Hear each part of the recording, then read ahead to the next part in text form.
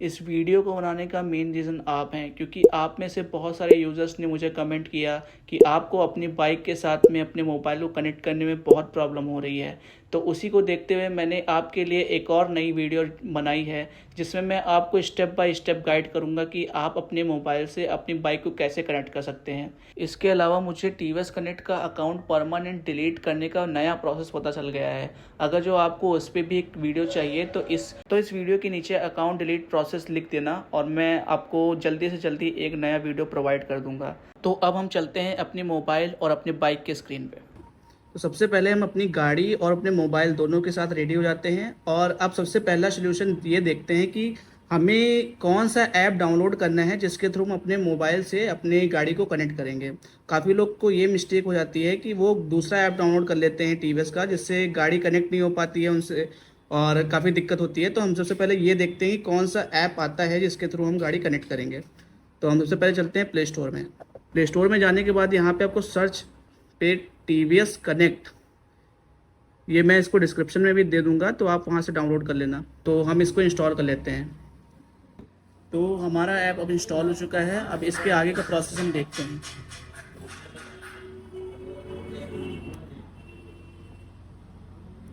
अब यहाँ से ये जो भी परमिशंस मांगेगा उसको अलाउ कर दीजिए। अलाउ करने के बाद यहाँ पे आपको टॉप में लॉगिन का ऑप्शन दिख रहा होगा, उस पर क्लिक करके आप अपना मोबाइल नंबर डाल के इसमें लॉगिन कर दीजिए। मैं इसको लॉगिन कर रहा हूँ, उसके बाद में आपको आगे का प्रोसेस दिखाता हूँ। मैंने यहाँ पे लॉगिन कर लिया है। अब OTP डाल के इसको फिल करके हम लोग नेक्स्ट स्टेप पे चलते हैं। तो हम यहाँ पे अपना OTP डाल लेंगे।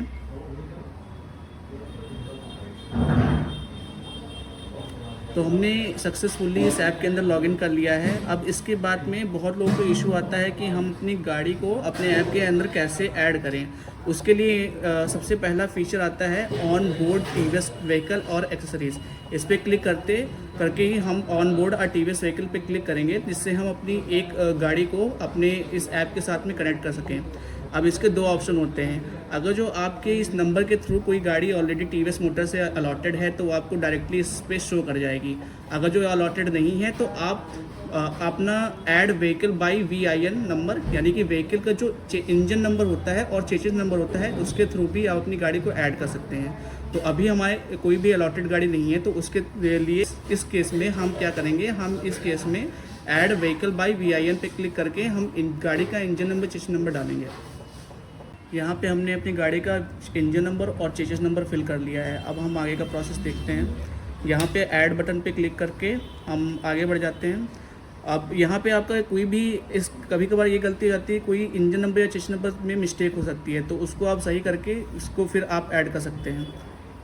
तो हमारे इंजन नंबर में एक मिस्टेक थी जिसको हम लोगों ने सही कर लिया है। अब इस मिस्टेक के बाद सही करने के बाद हम अपनी ऐड व्हीकल पे क्लिक करके इस गाड़ी को ऐड करने की कोशिश करेंगे। जब गाड़ी ऐड होगी तो यहाँ पे आपको एक एनिमेशन दिखेगा। उसके बाद में आपको सेटिंग्स पे लेके आएगा, जहाँ पे हमें दो ऑप्शंस को इनेबल करना होगा। तो ये पहला टीवीएस कनेक्ट का ऑप्शन दिखेगा, इसको इनेबल करेंगे, अलाउ करेंगे, और यहाँ पे साथ में दूसरे को भी अलाउ कर देंगे। अलाउ करने के बाद हमें बैक आ जाना है। बैक आने के बाद phone calls and calls logs, इसको ओके कर देना है। अब इसके बाद जो भी आपसे परमिशंस मांगेगा उसको भी अलाउ कर देनी है। अलाउ करते जाएंगे। अलाउ करने के बाद हम लोग क्या करेंगे, अब गाड़ी का जो क्लस्टर है, क्लस्टर को ऑन कर लेंगे। क्लस्टर को ऑन करने के बाद हम पेयर ब्लूटूथ पे क्लिक करेंगे। पेयर ब्लूटूथ पे क्लिक करने के बाद अलाउ ऑल द टाइम, इस ऑप्शन को भी इनेबल कर लेंगे। ये लोकेशन है, लोकेशन से परमिशन मांगेगा, इसको अलाउ ऑल द टाइम कर देना है आपको। और उसके बाद में पेयर ब्लूटूथ डिवाइस पे क्लिक करेंगे। अब यहाँ पे आपसे एक ये पूछेगा अलाउ अनरिस्ट्रिक्टेड बैकग्राउंड यूजेस, इसको आपको सेट टू अनरिस्ट्रिक्टेड करना पड़ेगा। यहाँ पे आपको बैटरी ऑप्शन दिखेगा, बैटरी ऑप्शन पे जाके इसको अनरिस्ट्रिक्टेड करना होगा। इस पर क्लिक करते ही आपके जो बैकग्राउंड यूसेज है आपके ऐप को परमिशन मिल जाएगी उसकी। अब उसके बाद में हमें सीधे पेयर करने के लिए ब्लूटूथ ऑन करना होगा। ब्लूटूथ ऑन करने के बाद इसको अलाउ करना है। एक बार जो क्लस्टर को है ऑफ करके और फिर ऑन करना है। क्लस्टर को ऑफ करके ऑन करने से यहाँ पे आपको ब्लूटूथ का आइकन ब्लिंक होते हुए दिखेगा। तो यहाँ पे ब्लूटूथ का आइकन ब्लिंक होने लगा है। अब हम क्या करेंगे, पेयर एंड न्यू डिवाइस पे क्लिक करके यहाँ पे अपना जो डिवाइस का नेम आ रहा है उस पर क्लिक करके उसको पेयर कर लेंगे। तो ये गाड़ी हमारे अपने मोबाइल के साथ में कनेक्ट हो चुकी है। अब काफ़ी लोगों को इशू क्या आता है, सबसे पहला इशू आता है कि वो जब पेयर कर रहे होते हैं तो पेयर करते वक्त अपने ब्लूटूथ आइकन को देखते नहीं है कि वो ब्लिंक कर रहा है या नहीं ब्लिंक कर रहा है।